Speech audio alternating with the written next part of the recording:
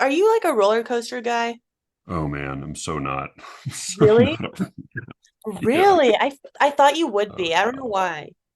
no, I'm kind of like a pre-modern feet on the ground guy, I think. I'm like I wouldn't have like actively burned someone who developed an airplane as a witch, but I would be like, I mean, he probably shouldn't have done that. It's probably like, I agree. yeah, Well, I'm actually petrified of a lot of things like birds, and that's not an ideal fear to have because they're everywhere. But then things yeah. like roller coasters, I'm like, whatever. If I fall out, like that's a fine way to go, you know? That is like evolutionarily like quite a development that like our brains and bodies are like, yeah, this is fine. Like that's a I, like why would that be something? Why wouldn't it just be like a roller coaster full of people who just immediately go into shock and like are right. blacked out? Have you heard of something called the suicide coaster? It's a roller co it's a Oh roller God. coaster that was designed to kill you. I don't remember what country it's What? in. It still exists, Oh, you but mean it's like it's literally a yeah, suicide literally. machine? Yeah. Suicide machine. Yeah. That's exactly what it is. Like by whiplash? Like by I don't know, but I guess these scientists put a lot of thought into it. And I don't know how they tested, like Nazi scientists? What? but people getting on like they know. They're like, okay, well, here we This is go. the end. Woo! Did they put their arms up? Yeah. Like, Yeah, and they're like they have little, they take little photos of you on. to show at your funeral.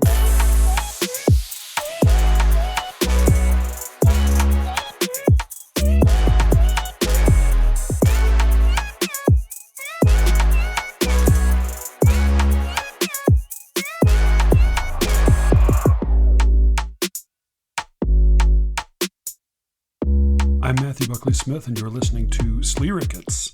Thank you all for listening. I appreciate it.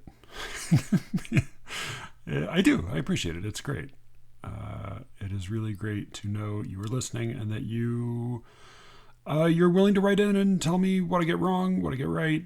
I mean, mostly what I get wrong, but I'm always glad to hear from you and to hear of you.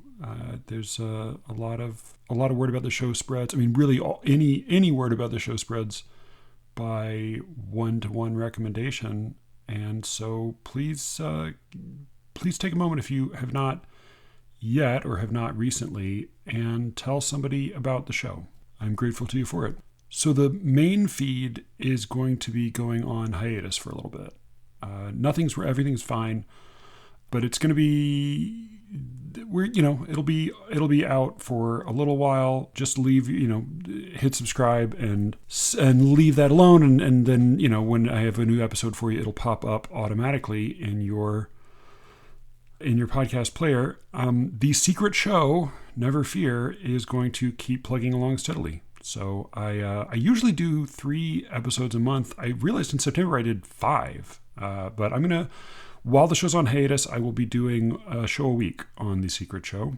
So if you are interested, go to sleerickets.substack.com. You can put your email address in, and I'll give you a week's access to the feed for free. There's 50 plus episodes up there now, and a new episode every week, at least while the show's on hiatus, and 3 a month under normal circumstances.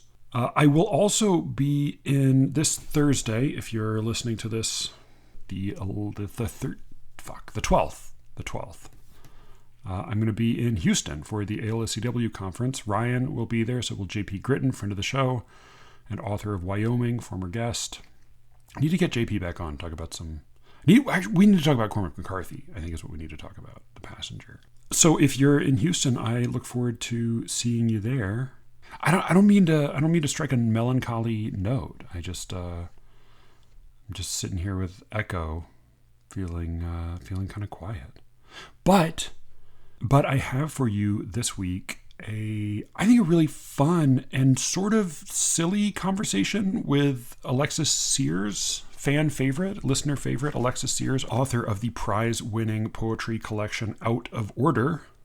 One of the reasons I really love talking to Alexis is that she's very smart and very talented, but she's also willing to be dumb with me on the show in a way that I'm not always intuitively able to kind of get like, I've spoken to a lot of really wonderful and really thoughtful and smart people. I don't necessarily always hit it off with everybody, or like we don't find the right wavelength, but I'm always able to to get in a groove with Alexis because brilliant as she does not mind being stupid with me every once in a while. So we do wander a little bit far afield, but for the most part, we are talking about the 2019, I think it's 2019 movie, The Kindergarten Teacher, starring Maggie Gyllenhaal and Michael Chernus, along with a little boy who was an unknown before this. At any rate, the movie is The Kindergarten Teacher. It is a movie about a poet. It features real poems, or original poems, I guess I should say, by Ocean Vuong, Kava Akbar, and a couple other people. We get into all of that. I think it's a movie worth seeing. It is certainly not without its flaws, and we explore them in delicious detail. Once again, if you are in Houston this week, I look forward to seeing you. Perhaps, if you're, I guess Houston's a big town, but I will be at the University of Houston. Is that UH? Does that sound right? For the ALCW conference. So, good luck. You will be there too. And now here's my conversation with Alexis Sears.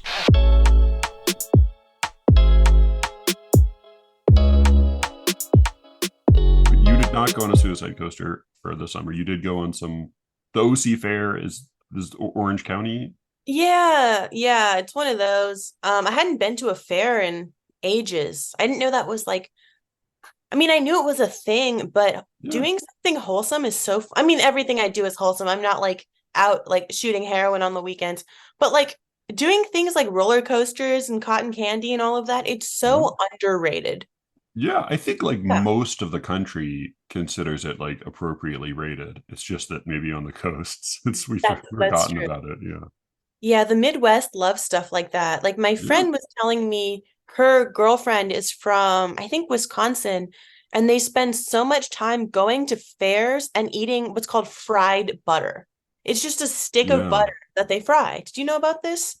I have heard of it, and it does seem like one of those things that like it's not. I see what like it certainly doesn't make any less sense than like cotton candy. You know, Right. it is. It Oh, seems like fair food. I mean, if it's like if you're gonna eat like a bee's nest of pure spun sugar, like why not eat a lump of crispy milk fat? Like that seems yeah. probably Crispy milk delicious. fat. I like that. It kind of sounds like a DJ, don't you think? DJ Milk Crispy fat. Milk Fat. Could be. I'm not sure I would be into his music, but Yeah, I'd yeah, pass on it for sure. Yeah. no, right. It wouldn't play at the fair. But yeah, so you had a wholesome OC fair summer. Pretty much. Yeah. You're Yeah. also you're like my wife because she's usually telling me things that she's learned that I didn't need to like. She introduced me last night to the ultimatum queer love. Oh my God, I loved that. I watched it. Gosh, when did I watch it? I watched like a month ago, maybe. I'd never seen the straight ultimatum, but everyone was Yeah. talking about the queer one. So I was like, okay. And the thing about reality TV is I love how they pick, no matter what the show is, the most insufferable people, no matter what. Yeah, it does so it's a straight reality show about married couples undergoing a horrible ordeal to destroy their relationships contrived by the reality programmers. There was then a second version of it that was not straight, it was queer love, but it was Joanna like started to watch the straight one and then said like, oh well, the queer one is so much more interesting because queer people are so much more interesting. And I said, oh, okay, all right, like why is that? Watching it, I said, I think I figured out why. Hmm. It's not that queer people are more interesting, it's that this is all women. Hmm. I was like, you wouldn't really be that interested in Queer Love the Ultimatum if it was all men. Oh, that's interesting. You're onto something. But it's like it's all they're no dud characters to deal with because they're just all women. And in fact, like the one character she found to be kind of a dud was the one who was sort of like most just like a dude. Oh, Aussie or something? Yeah, The Aussie, Yeah. the Australian whose nickname was Aussie. Yeah, I know, It's like right? if you Real were in the show and original. you're like, "Hi, I'm Yank." Like it's just such a bizarre, like That one, Aussie should not have been on the show. I mean, that person had a lot of like work to do in terms of like dating and that's coming from me. Like it's like why are Yeah. you on TV? You're such a mess. And I really like I don't remember It was very details. manlike. It was Yeah. like lots of anger, but still no Yeah. And like personality. pent up anger and random outbursts. I really liked, and I don't remember details, but I remember that one who was Latina, and she made that comment about, well, I'm Latina, so I'm just going to yell at people and talk over people because that's what Latinas Like a do, reality show right? comment. And Yeah. remember her partner or the new partner said like, no, your race isn't an excuse to be rude. Do you remember this? I saw about 10 minutes of it, which I found inscrutable. But yeah. I don't know if you saw the part where that one couple, it was like Lindsay who was in her early 20s, not really sure why marriage was a goal for her. Her ex or whatever they call it, the girl she came with, Ray, hooked up with another girl, and I will never forget Lindsay saying, "Well, how am I going to tell my grandpa about this?" Do you remember that? Why on earth? That's I don't remember that, but that does it's what's fascinating is like that sounds like a Republican objection to the existence of this show. Like, how Hmm. am I going to tell my grandkids about like what about this queer love ultimatum thing? Right. My favorite part of what I saw was her dad's silent facial expressions in response to all of the conversations that she forced him to immediately witness against his will sitting at the dinner table. Right. Yeah, I don't know if you've ever seen Love is Blind. Have you seen that one? No. It's the one where they stay in like what's called a pod. So you go on dates with all of these Oh, people this was without the being. quarantine one. Yeah. It's the Okay. one where you All just talk right. to a bunch of people through a wall, and then from there you decide who you like, Okay. just That based on the seems conversations. yeah, that seems like yeah, it's almost like prison slash insane asylums. It's like surprise, one of these characters exists only inside your own mind. Right. Um yeah, did that turn out well as a good Oh as a no. show or as a It's reality? very, very entertaining, but there's always one guy, and we've discussed this on other episodes, but this guy was named, I want to say, I don't know what it was, but there's always one guy who has to write poems and read them through the wall. No. And there's always Oh, someone who this was takes like your out a date guitar. guy. Yeah, right? There's always someone who takes out a guitar and plays two chords and tries to do a little serenade, like an out of Uh, tune guitar. Some guy like sang some song from like a musical and I'm like, can we like tone down maybe the singing and the the wannabe art stuff? is the guitar playing and singing as self-evidently bad as the poetry is?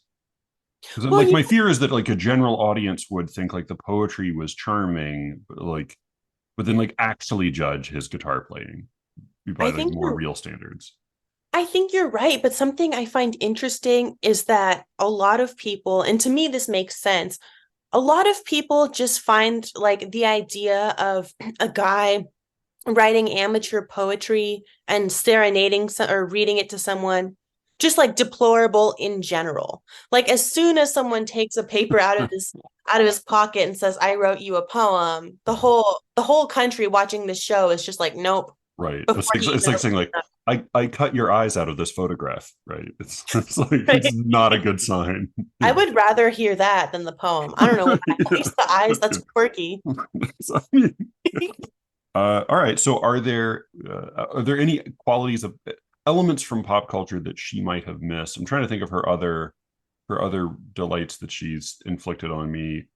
There was a song she really liked that was she called it her song of the summer that was called "Party for One" by Magic Al. I've never Um, even heard it. yeah, it's like a very charming, low key pop song, but she's that's her favorite. She's played Party over for and over one. again. Party for One, Magic Al, and something something. There's some collaborator, but yeah, it's a that's a charming song. I'm trying to think. I don't know that there's a lot else. she has found she was delighted by the Barbie movie, but like that was marketed to 40-year-old women. So like it's like I perfectly know. like she was delighted. I was like mildly amused, and I still haven't seen my it. 5-year-old was bored stiff. So going Yeah. back to songs of the summer, my friend Jeremy and I had this really elaborate shout out to Jeremy if you're listening. We had this very elaborate convo about what the worst song of all time is. And what's your Oh, choice? What do you think? the worst song of all time? That's hard because it's got to be like, because there are plenty of songs I've heard and don't like, but this would have to be one that, I mean, I'm trying to think of like songs I actively dislike that I never really liked that have continued to remain in my life. Hmm. On the list, I can't say it's at the top, but on the list would be the Macarena. Really? Well, because like I remember it from when I was a little kid, and like it's still here, and it's Yeah, like it still appears from time to time, and it's never been charming. Like there are plenty of other songs that are like, oh, that's kind of dated, or right. like that was cool, but it's annoying now. But that one has been pretty consistently obnoxious. But it's not like there's also like it's like Deutschland über alles. So it's like, I mean, like there are other like worse. I mean, though I think originally that actually meant something slightly different than the Nazis like to change a lot of meanings. But yeah, like I'm sure there are worse songs. Like I'm trying to think of, like, is there a in Infinite Jest? There's a videotape that makes you want to chew your fingers off. So like, is there? I don't know. Like, if there's a song that makes people shit themselves or something. Or there may be. Oh, I want to hear it. Um, I mean, I think there is a level of sound which, if amplified sufficiently, will do that. But yeah, I don't know. I don't know that I have a more insightful vote than that. What about you and your friend? So I can't remember what his answer was because I was just focused on myself as always. But a little ask Stephen Campa about that. Shout out to Stephen. But it gives the same vibe as like those people who say that their kids said certain things that they didn't. Like I keep seeing Mhm. this one that was like, "Oh, my 2-year-old was reading a book and said, 'Oh, humankind doesn't last forever and all of our souls die eventually, but words last forever.'" I'm like, "No, that didn't happen. That just didn't happen. He didn't say that." Yeah, I mean, yeah, I think two things are true. One is that people make up kid wisdom in a way, or like they make. I think the thing that bothers me most is like when people make up political wisdom for kids. Mm-hmm. Um, and to me, like that's just like gross. In that, like, like I don't really want to steep my kids in politics of Mm-hmm. any kind, regardless. And B, it seems like people often do that as a way to kind of like use their kids as props for the benefit of other adults. Mm-hmm. Which I like. I remember being at a Barnes Noble studying in college, not in college, in grad school, and a woman was sitting with her like 3-year old reading a magazine, and the 3-year old was like doing 3-year old things, and there was a picture of Sarah Palin, and she turned to her baby and she said like, can you say I can see Russia from my house, which is like a silly Right. thing Sarah Palin said. And I was like, I kind of wanted to say like, don't, is this because I'm here and like I can hear what you're saying? Right. Because like, does your kid think that's funny? Like, what are we, why? Let Yeah, her it's eat Cheerios. right. Like, I'm not even sure what's worse, having your kids say that or deliberately having your kids say that in public, right? And now we're Right. having the thing where people film their kids saying random things like, "Oh, look how sassy my kid is. Oh Look how no. funny my kid is with all this political stuff." It's like, Yeah.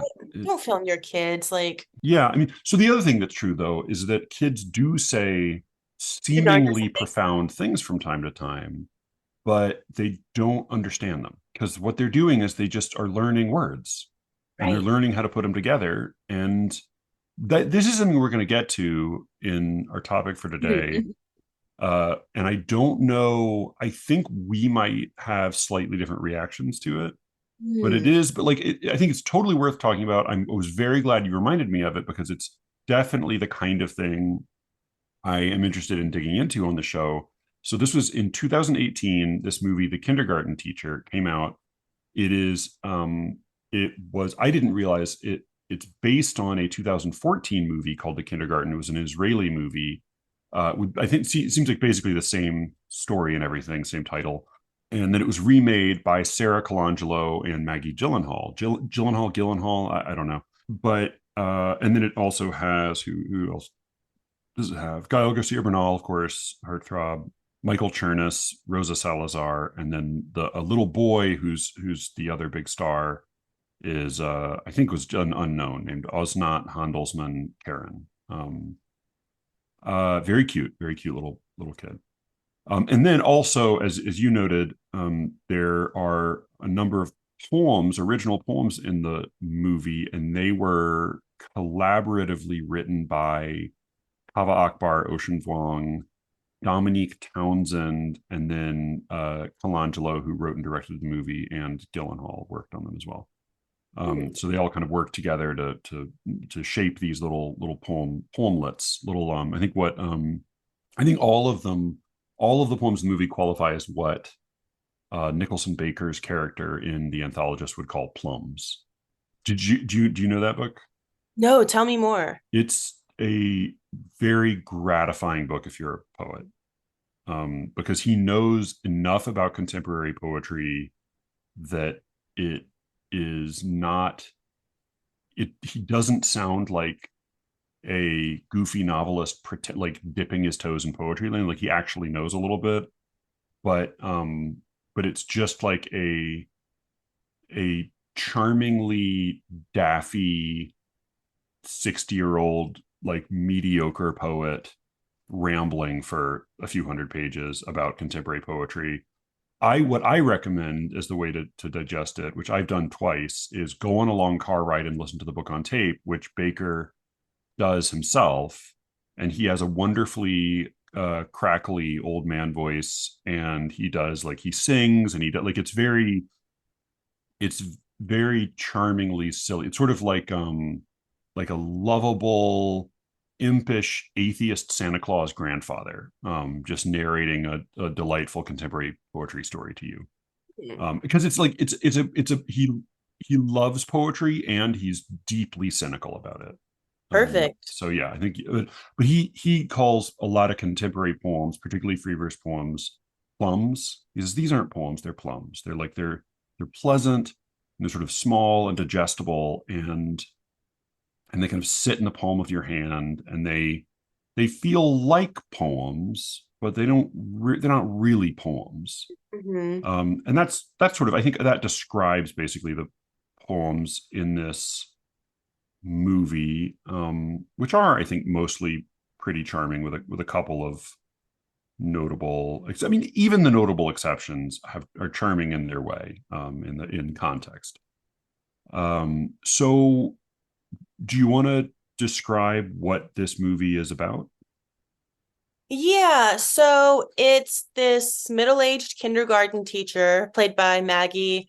I think they said I think it was implied that she had been a teacher for like 20 years or something. Not really sure. But the main point, she has two kids. She has this like well-meaning kind of oafy husband, but her Michael whole Chernus, by the way, always very charming actor, always like punches way above his weight in his like actor wives in shows and movies. Like he's always dating like a much more beautiful woman that you think like he must be really charming, and he is very charming, yeah. despite being like not maybe a male model. Right. I But yeah. felt like she totally took him for granted.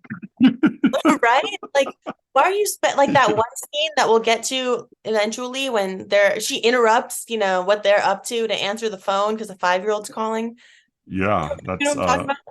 it's in a way it's like outsourcing your like, oh, our kids are big and out of the house, and so they can't interrupt us having sex anymore, so let's outsource that to somebody else's kid to interrupt us in the middle of sex.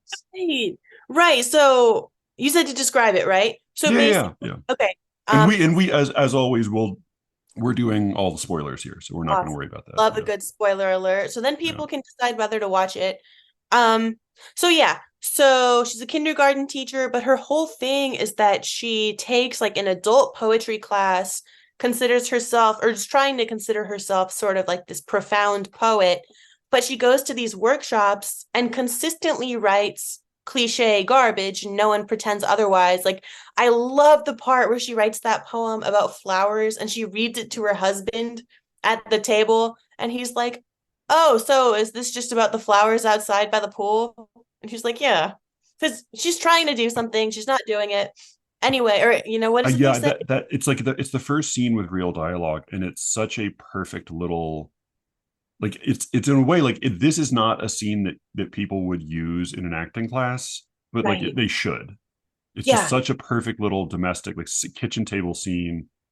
I wrote it down because I just loved the dialogue so much here. Her haiku, it's a haiku. It's a, I guess like a an American haiku. It doesn't count syllables, or it oh yeah, it doesn't count syllables at all, I don't think. Yeah. So it's a dream garden blooms, rose, iris, phlox, but here a white crocus pierces concrete. And that a white crocus pierces concrete to me feels like really quite spot on. Like that, I think, like that line, I was like, that is like early, like, attempts to, like, Hmm. just like thoughtful attempts to, like, really Right. get poetic imagery right. It's just forced enough, it's specific, it's not totally incompetent, it's not like, my love is a flower, or like, I Right. am a I'm a rare creature. Like, it's attempting to be subtle and specific, and it's just too much. But then the dialogue is, he says, "It's good, Lise." She says, "They didn't like it. Someone said it was derivative," which I also thought, like, so yeah, I get, like, they didn't like it, and like, but like, it's a poetry class for people who are trying to write poetry. It's like, her classmates were being mean, and whoever said it's derivative was an asshole. Because, like, whatever you want to say about it, like, it's not derivative. It's derivative in the sense that, like, fundamentally it's derivative, but it's not like, oh, that's a William Carlos Williams poem. Like, it's like, whoever Right. said that was somebody who wanted to be able to say it's derivative in a poetry class to And sound smart. his poem probably sucked just as Oh, much. and that person's poem. Yep. Yeah, I was just say almost certainly a guy, and Mhm. that person's poem was probably excruciatingly long and Yeah. so self-aware as to be just like poisoned. Yeah. Um, he At says least it kept her he- short. he's such a good husband in the scene. He says, but they always say that, right? They say it if it's good, they say it if it's bad, which is like, no, that's not something they always like. No, you just, but like, it's he's so reflexively supportive. She says, my teacher said I need to put more of myself in my work. There's a long pause. He squints effortfully at the poem. Like, he's being sincere. And he says, what's it? The flowers out by the pool? And she says, yeah, more or less. And I like, it's just perfect. Like, It's like, it's so quiet, but like, it is everything the poem is not, in a way. Like, it mhm. it reveals so much about their relationship in words that are both like, they're not stated overtly, but Mhm. neither are they coy, right? This isn't They're not like trying to like obliquely symbolize their love. It's marital love enacted and represented. In fact, like, this is, at least for the length of this scene, sort of a happy marriage. Right. Um, it's just that that's about all that lasts. So say, yeah, sorry, I love that scene so much. But yeah, I did yeah, too. continue. No, I loved it too. I love how it's subtle. Like you said, it reveals so much without being so like in your face. Like he's not being a douchebag. He's No, just having a totally, frankly, legitimate reaction. Like you said, reflexively supportive. Like, yeah, I agree. And she is not doing what you want, like wants. What is it they say? Like the kids, oh my God, like the kids being like, it's not, was it? It's not doing what you think it's doing, or whatever. That's kind of what was going on with her. But like you said, I feel like she did have some sort of potential. Like it wasn't some long. If anything, I no, feel it felt like like it a beginner poem. right. And if anything, I feel like it's better to go into a workshop with kind of a lousy haiku about flowers than, a 6-page rhyme like manifesto about like a Short, love affair. short is good. Short is good. But also, it is. I think, like, the teacher's probably right that I need to put more of myself into it. Although her teacher is for other reasons sort of a terrible teacher. Oh yeah. But it is earnest. Hmm. Like I think she is trying to put herself into it. Like clearly she is that white crocus in concrete, but it's just it's just a little inept. But like that's the it feels like that's the honest beginning of trying to write poetry. Right. And I know we'll talk about this later, but I feel like a lot of the kids' poems were also sort of hinting at something. You know, they weren't just random things. Like, Yeah, yeah, yeah, like yeah, I yeah, felt like yeah. some of them were sort of really subtly relevant to what was going on. I had we'll talk yeah, so all right. So let's talk about where what we mean when we say these the kids poems. So she's a kindergarten teacher. She has a very picturesque and like remarkably quiet classroom. Like I would say like for being a movie about a kindergarten teacher, there is remarkably little mess or noise in this Hmm. movie. Like there's very little just like gross snack paste smashed underfoot. Like that's like or like in her she doesn't have like unknowingly have like applesauce worked into her hair because some kid like Right. grabbed her. So she like it's very clean and very sort of sunlit and picturesque Brooklyn classroom. I assume it looks like Brooklyn to me. It looks like movie Yeah. Brooklyn. And in her class, she's got this one kid, Jimmy, who spontaneously one day, while pacing back and forth, begins to say words aloud that the babysitter says like or the other teacher says like it's a she thinks it's a song, he does that all, and the babysitter says like, oh, he's like a zombie, he goes into a trance. And Maggie Gyllenhaal says like, oh, he said a poem. He's like he's channeling a poem is coming through him. And this first one, so I wrote down all of them. So the first one is Anna. He says Anna a couple times, so Anna is maybe the title.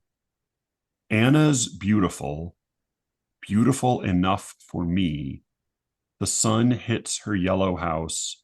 It's almost like a sign from God. So she hears this and immediately responds to it as like, oh, this is not nothing. Like this is something. And then she ends up bringing it into her poetry class, passing it off as her own work. Her class immediately says like, oh, this is, yeah, oh, hey, all right, this is something. This is sort of real. Um, and it certainly like gets a much better response than her original poem. I agree that like this sort of gives you pause. Why is this good? Is my question. Hmm. To be honest, I think what's good about it is that I actually thought it was good, although the second line cracked me up. Beautiful enough for me. I got a kick out of that. Like, yeah, she's Yeah. good. No, like Uh, which is and it's like even like the people in the class know like that's maybe the best line of the poem. Like it's quietly maybe the best line of the poem because it yeah. has like there is something really human about it, both like sort of snotty to Anna, but also like, well, I don't really need like whatever. She doesn't need to be that beautiful for my sake. And I think that's what people in the workshop commented on, right? Didn't they Yeah, say, that's what they seem to respond to most. yeah. Yeah, I think what what was appealing about it was sort of that it was, like you said, human. It was the total opposite of what she had been doing before with, the crocus Yeah. and this and that. This is a lot more like direct, frankly. I've been in workshops before where people have said like, just say what you want to say, stop Yeah. rambling, just say it. And this was kind of, making me think of that about, this kid is saying it, It doesn't. but Yeah, it doesn't feel like he's beating around the bush. right. Yeah. And Um, I love the part where she reads it to her husband in bed. And remember, and he responds, is this kid religious? Like, why is he talking about God? yeah, which is I also feel like that's such a Brooklyn guy response. Like a kid talking about God, that's disturbing. Like Mhm. that's I Oh, mean yeah, he said maybe here it disturbing. is. I don't know. Like that's certainly like I grew up like I remember writing my first poem at 6 and it was like definitely all about God because I was living in like Godland. Everything was about God. Hmm. Um yeah, it definitely has the formula of like what I think of as like the deep image school Hmm. formula where it's like some talk about personal life, some like striking, specific, concrete image, and then a sudden, slightly metaphysical statement to close the poem in a kind of a shocking way, in which I describe that formula as jibber jabber, line break, revelation. Hmm. And this, I think, definitely follows that formula. I think what I can say about this and probably all the poems from the kid, with maybe a couple little exceptions, like he does have the there's one where he describes that's like an overtly poetic moment where he says the your dead friends passing through you like wind through a wind chime, where that feels like a very self-consciously poetic moment. It also seems like it's a startling image, and it's but it, yeah, that feels a little different. Other than that, though, I think most of what is really apparent in his poems and really absent in hers is restraint. Hmm. That Hmm. he's not, it's not what he's not saying. It's not that he's holding things back, but he's holding back his impulse to jabber, to over explain, to insist on getting his meaning across. He's just allowing the words to come out. So okay, so we'll get to like reading this as a kid's poem versus reading this as an adult's poem, but at least at first, when her class hears it, they all love it. Her teacher sort of, it catches her teacher's attention. He thinks like, oh, she's special now. She's something. Hmm. And she's on his radar now. So then what happens? So, okay, so she steals his poem, and then the teacher's aide, right? No, not the Mm-hmm. teacher's aide, the babysitter. Yeah.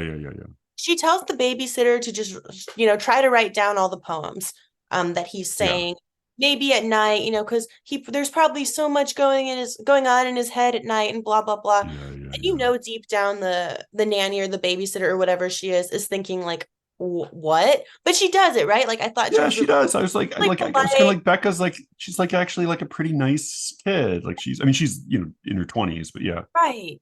Right. And she even says something like, "Oh, your kids are so lucky to have you because you're so engaged." So So yeah, it's so attentive, which is also a like, not right, right. she's not quite rolling her eyes. She's like, okay, all right, I could kind of do with slightly less of this attention. Right. Right. And then sort of gosh, oh, Lisa, right? That's her name, the main character. Lisa's the main character. Yeah. So she becomes like gradually more and more obsessed with this kid, does weird things like steals him to like the bathroom while the other kids are napping, Yeah. and holds him up to the window and says, "This is your point of view." Like, really She like, says, yeah, I want to talk to you about something that's very important for poets. It's point of view. mm, Like you need to just, it's like he's a young stand-up. She's like, you need to discover your point of view. So this is something I'm very curious with you about. So yeah, like she immediately is like, oh, we need to record these poems. We can't let them be lost. mhm, And she's very alarmed that nobody else in the house seems to. Becca's the only one who notices that he does these poems. Becca also, like, she's trying to get work as an actress, and so she's late sometimes. Other than that, I thought like Becca's actually like a pretty good nanny. Like mhm. she seems like sweet with the kid. She pays attention to him more than his dad does, more than anyone else seems to. His Yeah. uncle, who's a writer, comes around the house and hangs out with him sometimes, does crossword puzzles, and they do some poem stuff. So that's sort of where he was introduced to poetry. But like Becca's his sort of day-to-day presence, and she's like a sweet, nice. What's implied is that the dad owns a big club, and he's sort of mostly off stage. The mom is out of the picture in Miami. Uh, the And Becca is sort of the one who drives him around, who puts him to bed, who, you're guessing like she's the one who's giving him most of his like cuddles and that kind of stuff. And The teacher is very much alarmed with Becca, both because she doesn't seem to take his poems seriously enough, and because she doesn't seem to take the kid seriously enough. That Mhm. Becca calls him bunny rabbit or puppy dog, or Mm. calls him like the things that one calls a tiny, cute 5 year Right. old. Becca Right. calls him that. And and Lisa takes umbrage at this. She's Hmm. offended by this because she's belittling him and she's not recognizing him as the artist that he is. What do you make of this? I was wondering if on some level she was sort of kidding herself when she said, "Oh, Becca's a bad influence," and all of that. I mean, I was starting to wonder if she was just sort of grasping, desperately trying to find some excuse to get Becca out of the picture and get herself in it. And Okay. I thought, I'm surprised that alarm bells with everybody around her, and maybe it's because she is, like kind of a middle-aged white woman kindergarten teacher. I'm surprised more it didn't happen sooner in terms of where is Jimmy? Why is he in the bathroom with an adult? Or like Right. the part Yeah, where yeah, she yeah. shows up, she tracks down the uncle, and doesn't she track down the dad too? And it's Eventually, yeah, yeah. She tracks down the uncle to say, like, hey, I need to make sure you're really we need to cultivate Jimmy as a poet. And the uncle's sort of like, uh-huh. Yeah, I mean, Jimmy's great. Yeah, I hang out with him. He's cool. He's a cool kid. and when she Uh, says like Mozart had his hands massaged. yeah, Mozart was what was the line? Nurtured by kings and queens, Jimmy doesn't have that. So this is also after I love, like, there's a scene where she has, like, there's lots of, like, dreamy, picturesque, like, scenes on the ferry, or where she's sort of staring out the kindergarten window. Again, like, very little noise, very little mess. Mhm. Um, Also, something else that it's like, as a for being a movie about little kids, there's almost no laughter, and there's almost nothing funny in this movie. And that Mhm. is, like, I love Maggie Gyllenhaal. She, since basically this is like further evidence that I'm like a fundamentally basic white guy. Like, since Donnie Darko came out, I've been like, Mhm. hey, I love both the Gyllenhaals. Like that, Yeah, like, Jake and Maggie are both great. Her biggest weakness, I think, as an artist, is that she doesn't seem to have a sense of humor. And in a right. way, it's perfect here because Lisa doesn't have a sense of humor. She's nurturing and she's caring and she's extremely attentive, and she's very full of, like, love and affection, but she doesn't have a sense of humor about the kids or about her own life in a way that seems like it. Like, to me, there are kind of two narratives that are in a constant battle in this movie, and, like, one is like, is this a um a brilliant depiction of a middle-aged woman having a complete nervous breakdown, or is this a an extremely precious and annoying depiction of a young artist blossoming? Hmm. I think it's sort of both. Right. But yeah, so she tries to get Becca, the babysitter, to take Jimmy seriously. She tries to get his uncle to take him seriously. She eventually reaches out to the dad. There is a scene I love where she's, because her own kids are worldly, dead-eyed teenagers, where the girl just wants to smoke pot and make out with boys, and the boy just wants to join the Marines, I which love is, that detail. yeah, which is like, it's a great kind of, if Maggie Gyllenhaal and Michael Chernus are your parents, then, like, that is your rebellion. Like, I'm going to Mm. join the Marines.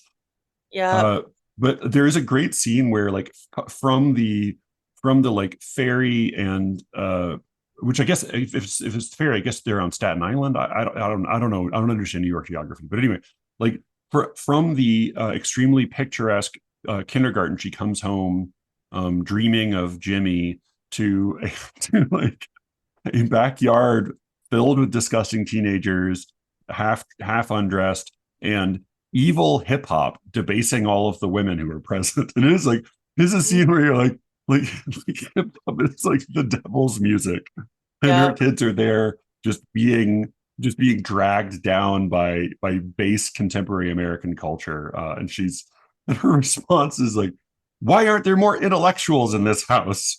Why don't you want to be artists?" And then she tells them, the girl says, I actually get straight A's without having to work very hard, and you never acknowledge that. You worked your ass off. Look where you are. And she says, you know what? If you want to smoke this, smoke it. Maybe it'll open you up.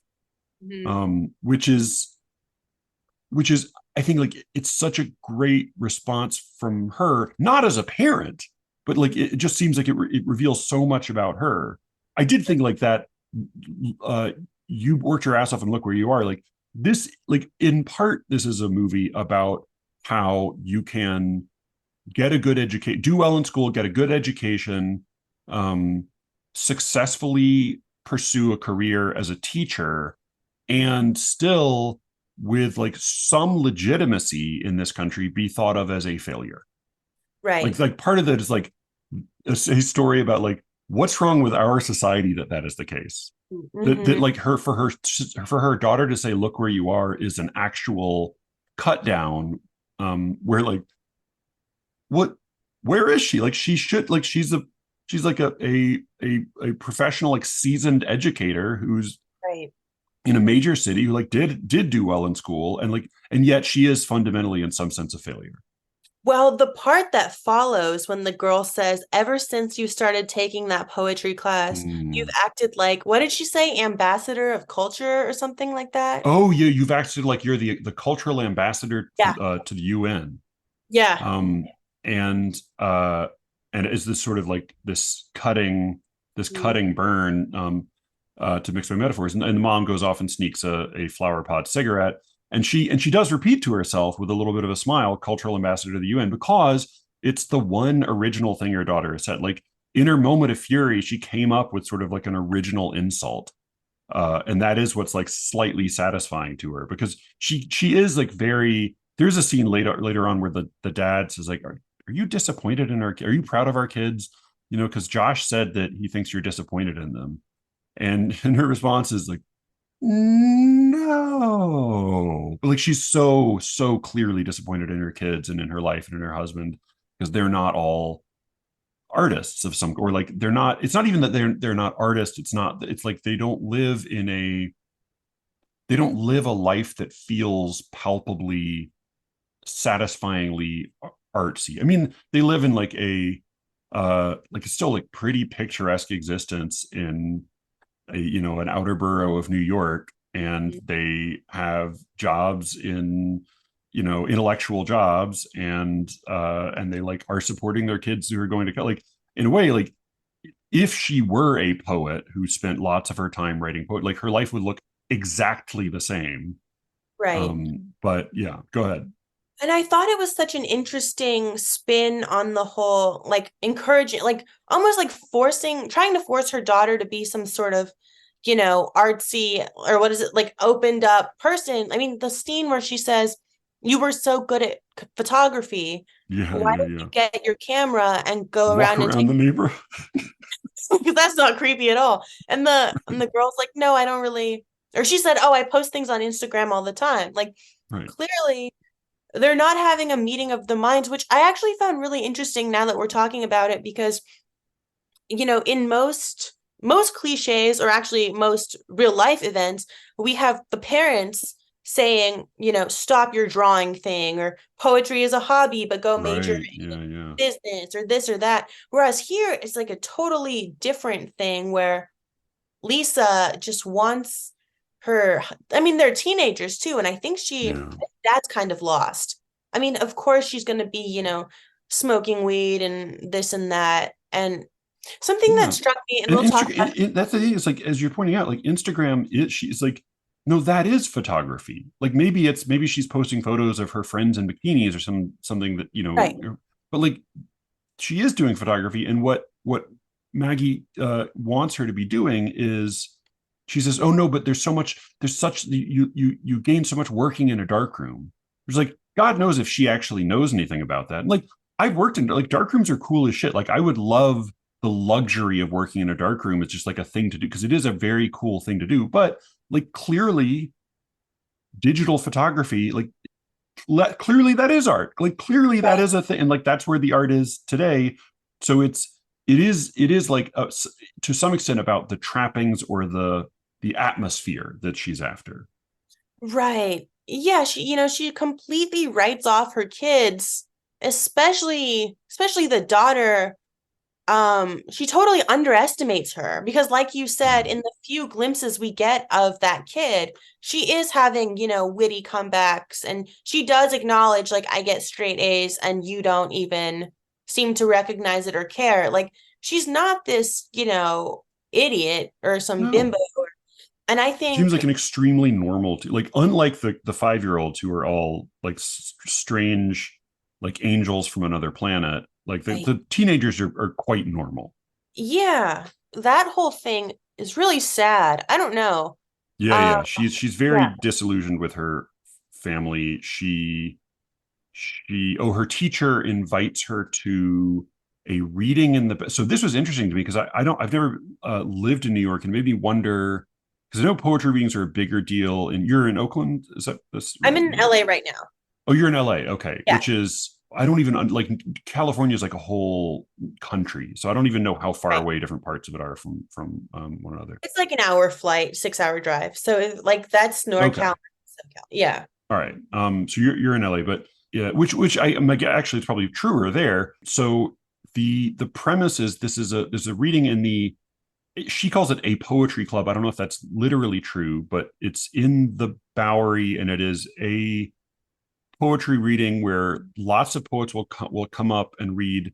It seems like sort of a curated open mic where it's like it's not exactly an open mic, but like poets come up and they each do two poems, but it's sort of by invite only. Mm. And he says editors and publishers are going to be there to scout, and it's not clear if he's just feeding her a line or if that's sort of. I mean, to me, like that has been the case at 0% of poetry readings I've ever been Right. to.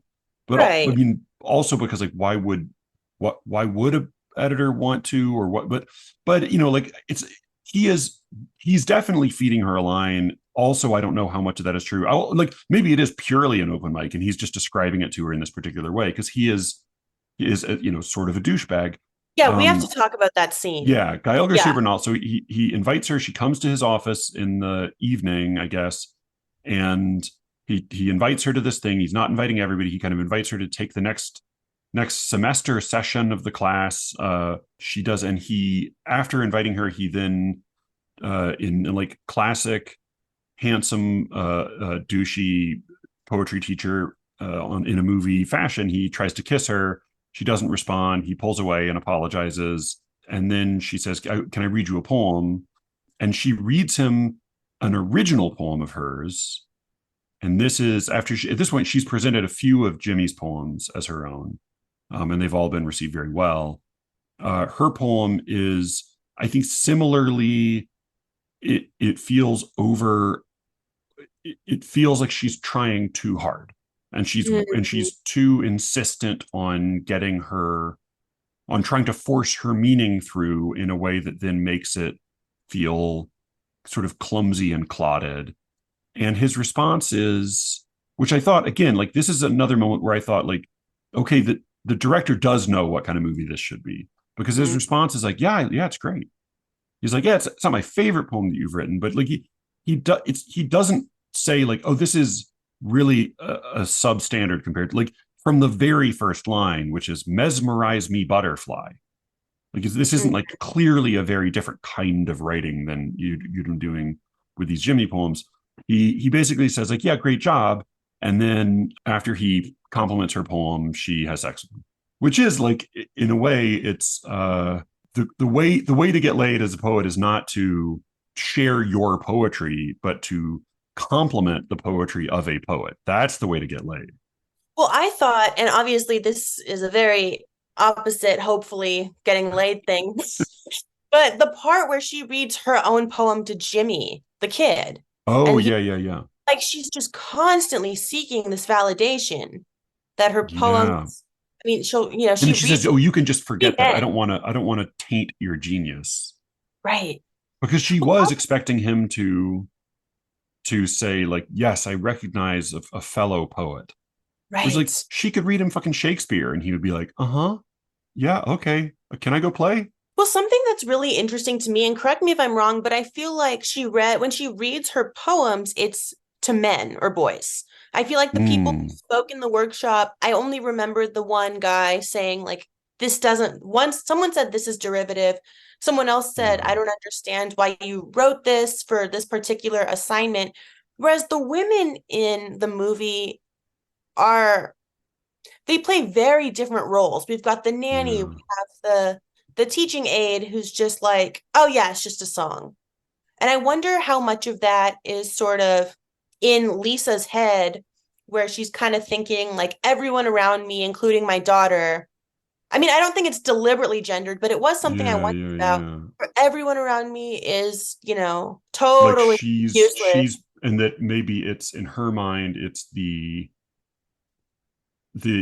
ways in which her life has been kind of shaped by feminine expectations are the ways in which her life has been deprived of like expression, self-expression and art, like this the authority and confidence and artistic self-expression belong to men in some way.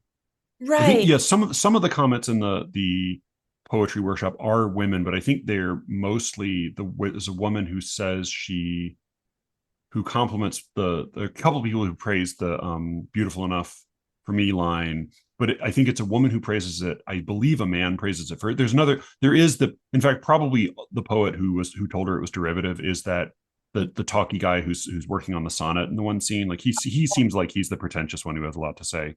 Hmm. And then there's a woman who a classic poetry class grumble where she says like, oh, well, you told us to write about the everyday, and she wrote about a bull, Right. which Right. is like that feels like very true to poetry class. What did you think about this? Just briefly as a digression, the people in the poetry class, because this was something I think the first time I saw this movie, I had not taught an adult creative writing class before, and having taught some now, I I think I didn't think that this was a kind of person. Like I think I was under the mistaken impression that the person who would be going to the poetry class doing what she's doing would only be a 60 something, retiree. Hmm. Um 60, 70 something retiree. And I was wrong in that assumption that there Hmm. actually are a lot of not only a lot of like relatively young or middle-aged people who are, I mean, as well as people and sometimes in their 20s who go to adult or creative writing classes, but they often are people who do have some writing background, Hmm. or who even write I mean, some of them even have MFAs, which as soon anytime that happens I think like, oh fuck, like why am I like, do you think, what do Yeah. you think I have to teach you? Right. Like you already got an MFA in this. Like fuck. Well, I thought, and I mean, obviously it depends on the workshop. I've been ripped to shreds in workshop, and then in other Mm-hmm. workshops, everything's great. But I thought it was really Oh, this interesting. is not a university workshop, right? This is slightly Right. This is different. just Yeah, like some random adult, I think she called it adult continuation class. Isn't that what she said? continuing ed. Yeah, yeah. And I thought what was interesting was just kind of like, I don't want to say vitriol, but I remember thinking like, this is not a very high stakes workshop. It's not a bunch of people in an MFA trying to outright each other. Mm, So yeah, why, if this is sort of like a side hobby for a lot of these people, are they so almost over the top critical? I didn't really buy it yeah.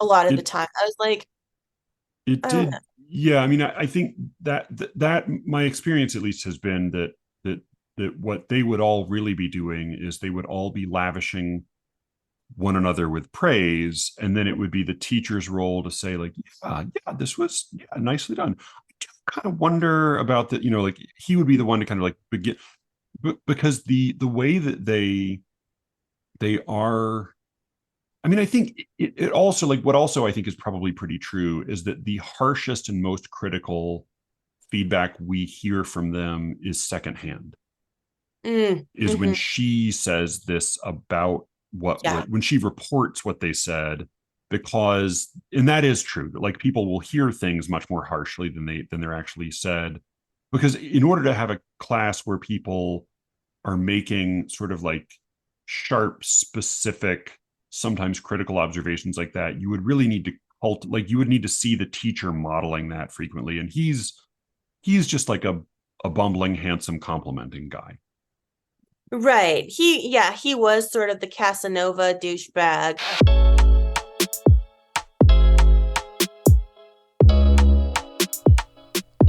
That was the first half of my conversation with Alexis Sears.